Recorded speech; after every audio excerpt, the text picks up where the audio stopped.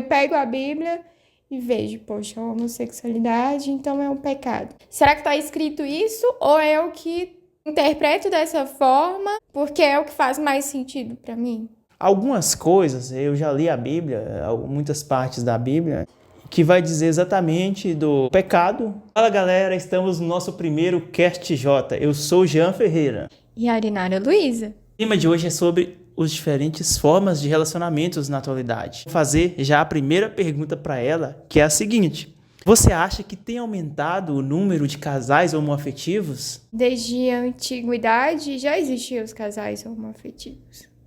Já existia essas relações que atualmente a gente chama de relações modernas, por exemplo. Então, não, isso não é de agora, isso é uma construção que vem acontecendo ao longo do tempo, mas que de uma certa maneira está em ascensão porque a gente está falando mais sobre isso. Então já existia, não é de hoje, sempre teve grande número, porém, digamos que atualmente tem a maior aceitação, é isso? Eu não sei se é a palavra aceitação, tá? Mas o que a gente pode perceber é que as pessoas estão expondo mais essas relações. A gente tem redes sociais expondo isso o tempo todo. A gente tem hoje casais monogâmicos, casais não monogâmicos, casais aí com trisais. E assim, tá tudo bem, não há nada de errado nesse sentido. Eu acho que cada relação é uma relação e como a gente vai construindo essas relações com o tempo. Então, se a gente for para pensar nas relações de antigamente, como que era? O feminismo vai dizer sobre isso, que o homem, ele tinha essa relação, entre aspas, monogâmica, mas também não monogâmica. Por quê? O feminismo vai dizer que os homens, eles viviam essas relações não monogâmicas e, entre aspas, monogâmicas. Por quê? Porque o homem, ele, por várias vezes, por muito tempo, tinha uma amante. E era, assim, muito bem aceito pela sociedade. Até porque se você é um homem casado e não tem uma amante, às vezes era visto como uma pessoa até estranha, uma pessoa errada. Então, assim, pensando nas relações não monogâmicas, o feminismo vem dizer sobre o quê? Então, nós mulheres, nós também temos esse direito. O direito de ser aceitas também nessas relações não monogâmicas, como os homens. De serem também, de alguma forma, não ridicularizadas, não serem atacadas com pedras porque está numa relação não monogâmica. Bom, eu tenho 2 pontos sobre isso que você falou que eu achei interessante, mas o primeiro ponto não é de se negar que o machismo ele existe, sempre existiu, infelizmente ainda existe. Mas quando você fala assim, que os homens sempre foram de alguma forma não monogâmicos, ficavam com suas amantes, o homem, quando ele ficava com um amante, ele ficava com a mulher. Então, essa mulher que ficava com ele não estava sendo monogâmica também. Ela estava sendo não monogâmica, ela estava ficando com ele. Então, eu não sei se é por aí de que o homem, de alguma forma, ele sempre foi não monogâmico. Eu acho que a mulher também foi. Talvez, assim, o homem, ele tenha uma maior aceitação com a sua não monogamia. Talvez seja isso, mas essa parte de não monogamia, o homem que era não monogâmico, ele ficava com a mulher que automaticamente também era não monogâmica. Ou seja, um amante, talvez era até uma mulher casada, podia ser. Um outro detalhe é que quando você fala das diferentes formas de viver a sexualidade, de viver os amores, os trisais, igual você atende muitas pessoas, e tem propriedade de falar sobre isso, os trisais, a não monogamia, eu fico me perguntando às vezes uma questão relacionada ao limite. Qual que é o limite? Existe um limite aí, assim? Então eu tenho total liberdade para fazer o que eu quiser. Como que se vê isso? Como que você vê essa questão assim da não monogamia, da liberdade? A não monogamia não seria aí, talvez uma liberdade exagerada, assim, uma ausência de limite? Como que você vê essa questão? A não monogamia, ela surge por essa ideia da liberdade no sentido de Eu não preciso estar o tempo todo pro outro, eu não preciso ter a posse do outro, do corpo do outro. Então, a não monogamia passa por esse lugar.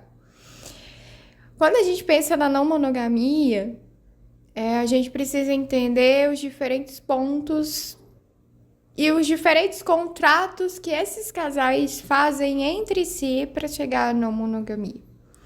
Porque tem muitos casais que impõem certos limites. Não é porque você está na não monogamia que você não vai ter limites nas relações. Muito pelo contrário. Você vai ter limites, sim. Às vezes, o limite de vamos ficar só com pessoas do nosso vínculo, que a gente já tem costume, ou às vezes a gente vai ficar com pessoas que a gente não conhece, às vezes vai sair para uma festa, enfim. Às vezes não vai se envolver emocionalmente com essa pessoa, é só ali por um prazer. Vai depender do contrato que vai se estabelecendo nessas relações. Na relação que fica confortável pro casal, né? Assim, então a não monogamia passa também por esse limite. Passa também pelo contrato que você faz com seu parceiro, com a sua parceira, enfim. E quando você diz a questão das mulheres, delas não serem não monogâmicas ou monogâmicas, sim. Mas se a gente for parar para pensar nas mulheres, a gente é mais emocional. A gente não é tão racional em relação aos homens. Quando se fala dessa parte afetiva, inclusive, por décadas, assim, o que era ensinado pra gente, então você precisa casar, você precisa encontrar o seu par perfeito, ideal, nesse lugar de assim, plenitude. Então, você encontrou a pessoa perfeita, então pronto, você vai ser feliz pro resto da tua vida. Se a gente for pegar os desenhos da Disney que os nossos pais colocavam pra gente, eu acho que se a gente for olhar aqui no canal e tudo mais, se a gente for perguntar, a maioria das mulheres vão dizer que foram ensinadas a encontrar parceiros, a valorizar essas relações amorosas. Então, muitas vezes, as mulheres, elas não entram na não monogamia, e às vezes podem ser até mulheres realmente casadas, mas que às vezes não tem nenhum vínculo, não tem nenhum laço com o marido. Às vezes fica só com o amante. Às vezes tem esse ideal, então em algum momento ele vai largar a mulher e vai vir ficar comigo. O que às vezes não acontece, a grande maioria das vezes. Fica nesse lugar da expectativa. A mulher é a expectativa de encontrar essas relações amorosas, porque daí a vida dela decola. Porque pronto, eu estou feliz e eu vou viver feliz para sempre. Esse é o ponto. Uma outra pergunta é assim, você não acha que talvez essa questão não é uma questão, mas uma forma de vivenciar essa sexualidade, que é a não monogamia, isso aí não teria a ver com uma certa imaturidade? Porque quando a gente se desenvolve, a gente fica adulto, a gente entende que precisamos nos fechar para algumas coisas. E essa ideia da não monogamia não seria uma ideia, digamos, de pré-adolescente? O homem vai lá e fala, eu vou ficar com todos aqui agora, eu tô livre, eu não namoro mesmo, só pego, né? Essas questões. Essa não monogamia não estaria ligada aí a uma certa falta de maturidade? Porque à medida que vai se tendo maturidade, você acaba entendendo a importância de renunciar a certas coisas. Afinal de contas, se a gente for olhar, todos nós temos inclinações não monogâmicas, que é as inclinações que muitas vezes as pessoas não reconhecem em si, mas que existem. E você controlar essas inclinações talvez teria a ver aí com uma certa maturidade de entender, opa, aqui tem um limite. Não é negar aquilo que existe em cada um de nós, mas aqui tem um limite. Será então que essa não monogamia não teria a ver aí também com uma certa imaturidade? Como você enxerga essa questão assim? Não, né? Não passa pela imaturidade. Realmente, esse lugar da juventude fica muito escancarado, essa ideia, então, da liberdade, assim. Então, eu posso ficar com todo mundo, eu posso pegar todo mundo e etc, etc. Só que a liberdade, se a gente for, né, fazer uma tradução, o que é liberdade, na verdade? Liberdade é você fazer uma escolha entendendo que vai ter uma consequência, correto? Quando a gente pensa na não monogamia, essa ideia de liberdade não é que não vai ter consequências. Vai ter uma consequência. Você pode optar por não estar ou estar na não monogamia. Porém, isso passa também pelo casal, assim, por ter responsabilidade afetiva com o casal. Então, assim, você pode viver outras relações e o que mais aparece, tá, na clínica, assim, quando se trata de relações não monogâmicas, é que quando o casal deseja abrir a relação, não sair por aí pegando todo mundo, entende? Então, assim, se tem a expectativa, às vezes, de abrir a relação pra pegar todo mundo, pra ir pra balada, pra ir pra festinha, então tá tudo certo, tá tudo ok, às vezes isso dá, assim, um gelo, porque eu acho que as pessoas caem a ficha. Pá, talvez esse não é o meu desejo. Às vezes o meu desejo é estar com um, às vezes é com outro. E às vezes eu vou nesses encontros pra falar, pra conversar, pra ter um outro ali. Porque a não monogamia é eu não pertenço ao outro. Eu estou numa relação, mas o meu corpo não pertence ao outro. Eu que pertenço a mim mesmo. O meu corpo é o meu corpo, não é do outro. Então, quando se fala na não monogamia, às vezes tem pessoas que falam assim, poxa, mas como assim tu tem ciúmes do teu parceiro, sendo que vocês abriram uma relação? Isso é um questionamento que às vezes aparece também. Porque os ciúmes a gente experimenta como um sentimento humano. Os ciúmes vêm do lugar de posse. Então você é meu, você é minha, pronto. E mesmo estando numa relação não monogâmica, ainda assim você vai experimentar esse sentimento porque você é ser humano. E você quer ter o outro como a sua posse. E não está ileso porque você está numa relação aberta. Muito pelo contrário, você vai experimentar, você vai sentir, mas entendendo que tá, esse corpo é do outro, ele não me pertence. Então, o que você disse da imaturidade, eu penso que é maturidade para aceitar que o corpo do outro não é meu. Maturidade é aceitar que o outro não é seu. Eu fico pensando assim, maturidade para aceitar que o outro não é seu, tá? Tem uma outra questão que ficou me pegando aí nessa forma de vivenciar a sexualidade, dessa não monogamia, que é o seguinte. Eu vi a monogamia como algo onde o ciúme não fosse mais existir, afinal de contas, você abriu a relação justamente para isso, de alguma forma. Então, na monogamia, a pessoa, o homem vai poder ficar com quem ele quiser e a mulher também ficar com quem ela quiser. É óbvio, igual você falou, vai depender do contrato, né, que o casal faz entre si, quem são as pessoas que poderão, quem não. Mas eu acho que fica uma coisa assim que eu acho que quem tem mais propriedade para falar é quem vive mesmo, porque olhando de fora, eu fico pensando que não deveria haver ciúmes ali, não deveria, já que eles fizeram um contrato, né? Então, é o contrato, digamos assim, da liberdade, de uma maior liberdade, entende?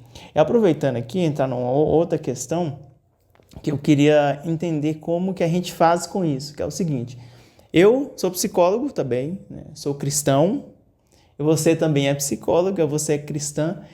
Como é que a gente lida com essas questões envolvendo defender a não monogamia, defender as formas de vivenciar a sexualidade que é um ponto muito importante, principalmente para a nossa categoria de psicólogo, a gente entender que o outro tem o seu modo de desejar sexualmente e não tem nada de errado nisso. Como é que a gente faz?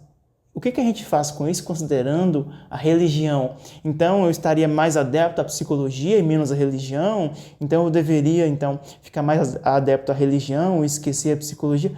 Como é que a gente lida com essas dualidades?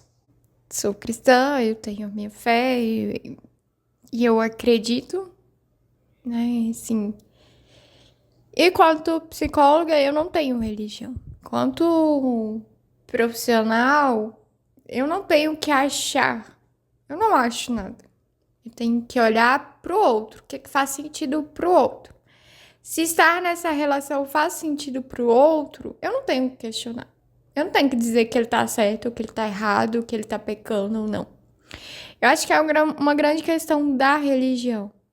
E aí, eu falo das religiões, assim, evangélicas, muitas vezes, religiões católicas, porque, né, a gente tem diversas religiões. Mas essas religiões, elas vão falar um pouco sobre esse lugar do pecado, do errado. Só que, você já falou de religião, eu acho que é um tema polêmico, inclusive. Se a gente for pegar, isso é recente, né? Assim, de que a gente tem pastores, a gente tem padres que vivem essas relações. Então, assim, o que é certo, o que é errado? Qual é a relação que é certa, qual é a relação que é errada? O que é errado, assim? Então, é um padre, um pastor que fica com pessoas ali mesmo dentro da igreja, com crianças, com adolescentes, enfim. Tem esse mesmo peso? Será? Para um casal que fez um contrato, que está naquela relação há muito tempo e decidiu abrir. Qual que é o peso? Às vezes eu penso que isso do certo ou do errado passa pelos juízes que é a sociedade. A sociedade é que vai impor na balança, você tá certo ou você tá errado. Então, assim, quem é que vive uma relação 100% monogâmica? Porque eu já atendi casais também que são monogâmicos e nem por isso eles deixam de experimentar a não monogamia. No sentido de, eu vejo uma pessoa bonita na rua, e isso eu tô falando tanto o homem quanto a mulher. Não tem o lugar do desejo. Não tem o desejo, seja ele sexual, um desejo emocional. Isso não seria a não monogamia também? Então, assim, isso vai depender do peso que a gente coloca em determinadas relações. Então, é muito mais fácil eu julgar, às vezes, um casal numa relação aberta do que eu julgar, por exemplo, sei lá, um padre, um pastor que fica com, sei lá, com milhares de pessoas. Ah, mas ele é religioso e tá tudo certo, enfim, né? Vai depender dessa balança. Como que esses juízes vão julgar? Porque, como você mesmo diz, eu concordo. Todo mundo tem um pouco de teor para não monogamia. Porque a gente é ser humano. Enquanto ser humano, a gente experimenta esses sentimentos. Exatamente. O que não significa que você tem que aderir àquilo, mas eu acho que isso é uma coisa meio que inata, essas tendências, essas inclinações. Mas aí, voltando assim ao ponto religião, psicologia, diferentes formas de viver a sexualidade, é polêmico, eu sei, eu queria trazer esse ponto porque eu sei que é polêmico. Eu fico me perguntando às vezes o seguinte, será mesmo que é possível a gente, igual você falou, tem a minha parte religiosa e tem a minha parte onde eu sou uma profissional, uma psicóloga, um psicólogo. Eu fico me perguntando, será mesmo que é possível a gente fazer essas separações, no sentido de que ou eu estaria mais inclinado para o viés psicológico e ético da psicologia, ou eu estaria mais inclinado para o viés religioso. E a gente sabe que o viés religioso, ele é polêmico também. Tem muitas frases e versículos bíblicos que vão falar de uma contrariedade à não monogamia, contrariedade a outras formas de relações sexuais, outras formas de viver sexualidade que não seja a heterossexualidade. Então, às vezes eu fico me perguntando, será mesmo que a gente desprende disso? Ou a gente talvez não estaremos tão cristãos e tão adeptos à Bíblia como a gente pensa que a gente está? Talvez a gente estaria mais inclinado para o campo psicológico da coisa, que entende e vê a homossexualidade como uma forma, um desejo que deve ser respeitado e não algo condenado.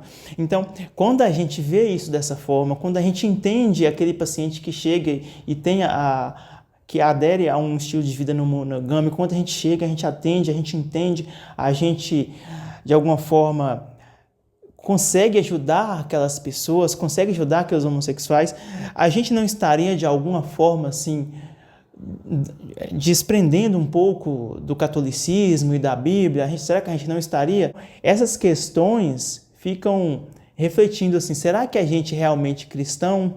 É um certo questionamento do que é ser cristão, do que é Deus também, né? O que é amor? O que Deus defende de fato? Porque eu penso que Deus é justo e Ele entende as pessoas de diferentes formas. Eu acho que tem uma questão que é, você age de certa forma por uma questão de limites, falta de limite, ou aquilo pertence a você? Porque quando aquilo pertence a você, é algo que, ao meu ver, Deus há de se considerar e ver isso como justo. Agora, quando é algo desenfreado, talvez haja aí a necessidade de um certo limite, de uma certa imposição de limite. Quem é Deus? Eu acho que hoje tem muito Deus, o que é Deus para mim. Mas o que é de fato Deus? Não é para mim. Quem é Deus? Independente se é por você, se é por mim. Não é o que eu acho, é quem Ele é. O lugar da religião ficou nesse lugar, então é eu. Esse ego. E eu acho que a psicanálise vai falar muito sobre isso. Sobre essa marca narcísica que a gente tem. Então, a minha religião. Então, não é nem a religião que eu acredito, é a minha religião. Tá nesse lugar do ego. Então, eu acho que Deus não vai me punir por causa disso, porque Deus é assim, assim, assim. Mas a gente nunca diz quem é Deus, quem Ele é de fato. A gente fala quem é Deus de acordo com os nossos valores, de acordo com o que a gente acha que é mais viável, que é mais parecido, mais próximo conosco, né? Se a gente for pegar a religião, às vezes também ela é um pouco tóxica. Não é porque eu sou cristã, enfim. Em certos momentos, a gente experimenta esse lugar assim. Então, eu tô fazendo tudo errado, então eu tô pecando, então eu tô indo pro inferno. É sempre nesse lugar do medo, assim. Então, Deus, de alguma forma, vai me punir, vai me castigar. E será que é de fato isso? O que a Bíblia vai falar sobre Deus? O que ela nos explica sobre Deus? Por que Deus vai me castigar por certas escolhas que eu faço na vida? Se é uma escolha que faz sentido pra mim. Sabe? Eu vejo por aí muitos vídeos de muitos religiosos falando sobre isso. Então, se você tá fazendo essa escolha na sua vida, você tá errada, logo você vai pro inferno. Que religião é essa? Que ao invés de eu trazer o amor, eu trago o medo. Ao invés de eu dizer para o outro, essa escolha que você fez, às vezes não vai ser a melhor escolha da tua vida, mas tá tudo bem, a religião tá aqui para te abraçar, para te acolher se tudo der errado.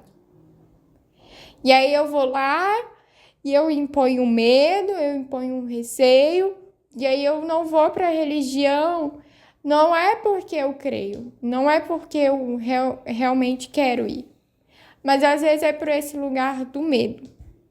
Eu penso muito na religião como uma família, então ali, às vezes um pai ou uma mãe muito rígida, que acha que o filho está tendo respeito.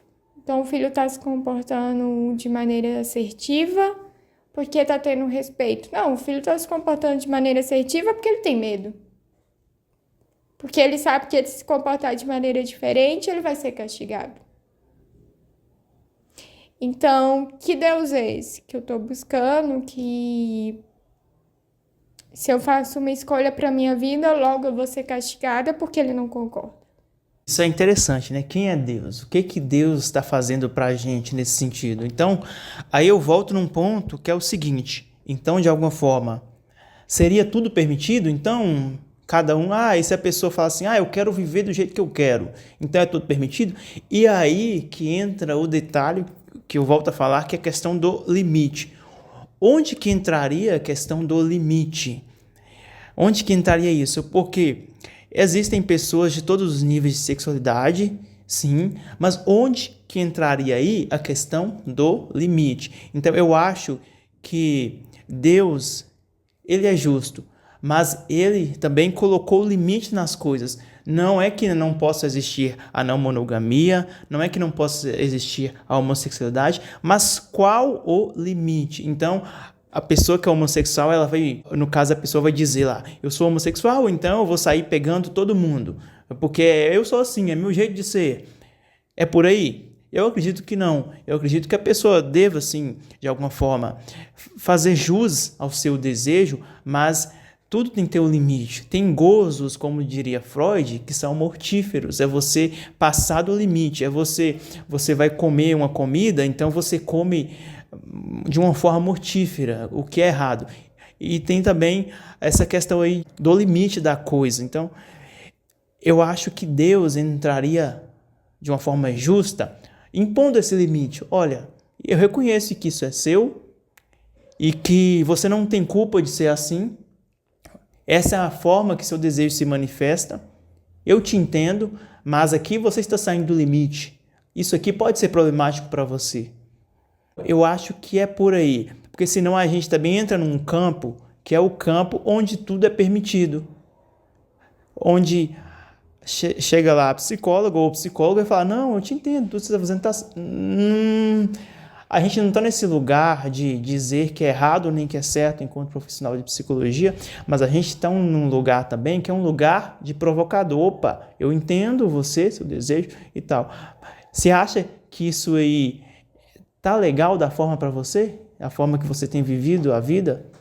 Freud vai falar de uma questão relacionada a isso, que é a forma que a gente simboliza, que a gente de alguma forma vive nossos impulsos sexuais. E ele vai falar dessa questão da sublimação, de você transformar os seus impulsos sexuais de alguma forma em atividades mais aceitas socialmente, arte, lazer, cultura, criação de coisas que você gosta, de coisas aceitas socialmente mesmo, porque do contrário, você, ao mesmo tempo que você acha que você teria essa liberdade, você estaria de alguma forma se mortificando ali.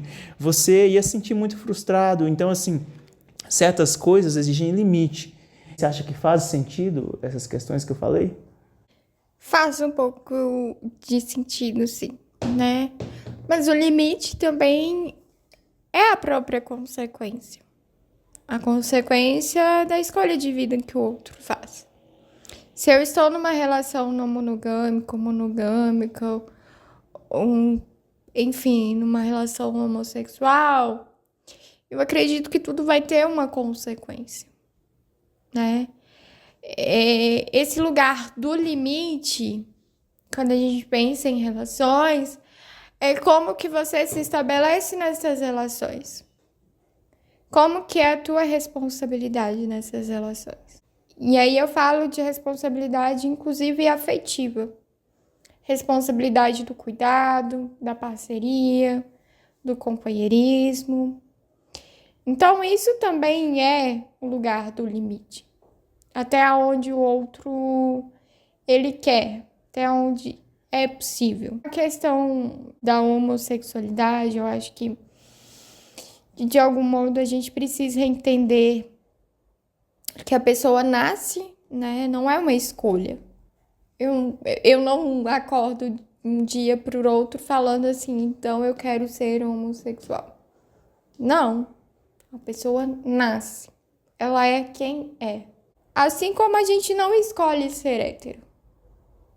É um desejo que a gente vai construindo, que a gente vai entendendo ao longo da nossa vida, da nossa existência. Eu, enquanto mulher, desejo um homem, né? Mas quem é que vai nomeando isso pra gente também? Você é hétero, você é gay, você é lésbica. É a própria sociedade. Algumas pessoas tentam dizer que é pecado, que a Bíblia vai dizer isso, vai dizer aquilo, e etc e tal. Mas às vezes a gente pega a Bíblia e às vezes não tá tão explícito. E aí eu fico me perguntando, será que o problema é o que está escrito na Bíblia ou a forma como a gente interpreta a Bíblia? A forma como foi escrita, será que eu não vejo com um olhar meu? Nesse lugar do que o próprio Freud vai dizer, do narcisismo, assim, porque todos nós somos um pouco narcisistas.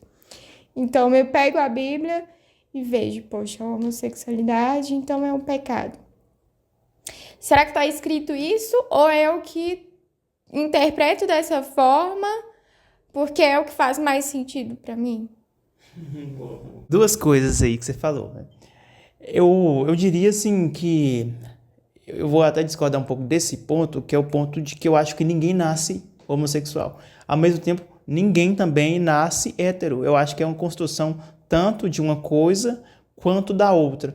Mas eu acho que essa questão assim de que você, quando você fala que a pessoa nasce, talvez seria mais num sentido também de que a pessoa não tem uma culpa, porque a escolha não é uma escolha consciente. Assim como a escolha heterossexual também não é uma escolha consciente, assim. Não está no nível consciente, é só o desejar. Não, não é assim que funciona. E aí a gente entra nessa questão, novamente, da Bíblia, do cristão, que é o seguinte: o que está na Bíblia mesmo? Qual que é a interpretação? É eu que estou interpretando errado? Como que é isso? Algumas coisas, eu já li a Bíblia, muitas partes da Bíblia, né? E algumas coisas, de fato, tá bem didático, né? Como a questão da homossexualidade, que está lá no livro de Levítico? Eu não sou bom com nomes. Que vai dizer exatamente do pecado, que é a homossexualidade, está bem nítido lá, de que um homem não deitarás com outro homem como se fosse uma mulher. Então, essas questões estão bem nítidas lá na Bíblia. E aí que entra as conclusões que a gente vai tirando sobre psicologia, religião, como é que a gente age. E talvez esse é um dilema. Talvez a gente não seja talvez a gente seja cristão demais, alguém que acredita fielmente em Deus, mas talvez alguém que não segue exatamente o que está na Bíblia, levando em conta que a Bíblia diz exatamente isso. Então, aí entra novamente, quem é Deus? Então, Deus, de alguma forma, está de acordo com a Bíblia da forma que está colocada. Deus, então, não consideraria as diferentes formas de sexualidade. Deus, então, condenaria aquela pessoa que não tem culpa, que até não gostaria nem de ser homossexual devido ao preconceito que ela passa, as vivências, os maus tratos. E essa pessoa, como é que Deus olha para isso? É polêmico, eu sei. Eu gostaria até que você já isse deixando esses comentários sobre esse vídeo, esse podcast, esse Cast J primeiro, que é polêmico, mas é algo que serve para a nossa reflexão. Quem é você? Quem é Deus? O que é a Bíblia? Estamos interpretando errado ou não? Está na Bíblia ou não? Como que é isso? Eu acho que é só pra gente ir fechando também o nosso ponto de vista. Acho que é um tema complexo, né? Mas, de fato, quem é Deus? O existencialismo vai dizer sobre isso. Que Deus é uma invenção humana que a gente se agarra nele para não nos sentirmos tão só. Contudo, de alguma forma a gente tem evidências científicas de que Deus existe. Eu acho que a tua colocação nesse sentido, eu concordo com você em partes, assim, no sentido de que é uma construção social essa questão de ser homossexual ou heterossexual. Realmente. Quem nomeia isso pra gente é a própria sociedade. Mas de alguma forma já pro homossexual isso não é ensinado, porque a gente não vai ver pai, a gente não vai ver mãe dizendo pro filho: idealize uma relação homossexual, diferente do hétero. Então a gente é ensinado tanto pelos nossos pais quanto pela sociedade no sentido de, então, e a namoradinha, né? Se você é menino, e a namoradinha lá da escola, se é menina e o namoradinho lá da escola, nunca vai chegar para uma menina e falar: e a tua namoradinha? E aí, tu tá gostando de alguma menina? Se for menino, tu tá gostando de algum menino? Isso não acontece. Então, a homossexualidade também passa por essa própria descoberta das pessoas, da própria pessoa, assim. Então, eu já vi vários relatos assim na clínica. Desde cedo eu já sabia que eu não gostava do sexo oposto. Eu não sentia desejo, eu não sentia atração, eu não me via nessas relações. Enquanto que o heterossexual, ele é muito bem aceito, muito bem visto, como você disse. Eu acho que a gente não tá tentando trazer aqui que ser hétero ou ser homo, independente de qual relação você está errado, você está pecando, não é nada disso. A gente está tentando discutir esses pontos de vista, religião, psicologia, filosofia, enfim, e a sociedade de um modo geral. Então, assim, trazendo nesse lugar, nesse viés da homossexualidade, a gente pode pensar que a pessoa nasce. É um desejo que tá ali, às vezes um desejo inconsciente, mas que de alguma forma ele vai descobrindo com o decorrer do tempo. Então eu já vi vários relatos assim de pessoas homossexuais e que por vezes já tentaram se relacionar com pessoas do sexo oposto, mas que não fluíram, que não faziam sentido. E que às vezes achavam que tinha algo de errado com a pessoa. Quando na verdade não tem nada de errado. Assim, e até nesse lugar da interpretação mesmo que a gente faz da Bíblia. Deve ter algum capítulo ou outro, enfim, que deva falar alguma coisa sobre isso. Eu não sei, não tenho propriedade para falar na escola desse. Mas será que na época de Jesus também não existia homossexualidade? Eu me pergunto isso também. Será que não tinha esse desejo, que às vezes era um desejo que estava escondido? Porque eu já li algumas vezes que na Grécia Antiga homens ficavam com outros homens. Na época de Jesus, a gente está falando ali de uma época remota, de uma época em que a comunicação, que falar que inclusive uma mulher está sozinha com o teu noivo, enfim, com o namorado, era uma coisa escandalosa. Assim, só de conversar ali, enfim, nada do desejo sexual já era um pecado. Imagina você, né, ter o desejo por uma pessoa do mesmo sexo. Eu acho que nem sequer a pessoa pensava em falar sobre isso. Às vezes ficava nesse lugar do sofrimento, da angústia. Então eu não posso falar, eu não posso sentir. Então, assim, será que realmente Deus discrimina? Será que Deus vai julgar? Será que realmente a pessoa vai para o inferno?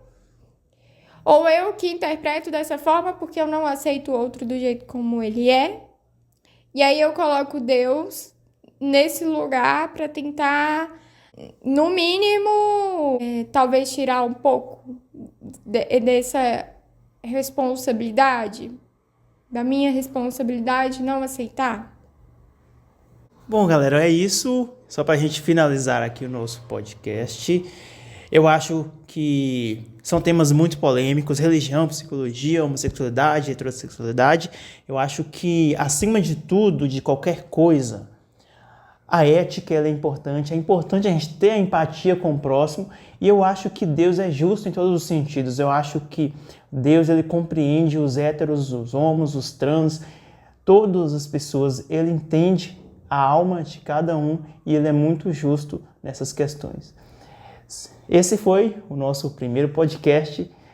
Gostaria que você deixasse seu comentário do que você achou desse vídeo, desse podcast, e comenta aí se podemos continuar com esse formato que foi muito bom. Foi um prazer estar com a Arinara Luiza. Obrigado, Tiago Ferreira, meu parceiro. Apesar de eu estar atuando na clínica, é claro que eu atendo essas diversas formas de relacionamento, então, assim, entendo um pouco como talvez sejam essas relações. Esse foi o primeiro episódio do Cast J com o Tiago Ferreira E a Arinara Luiza.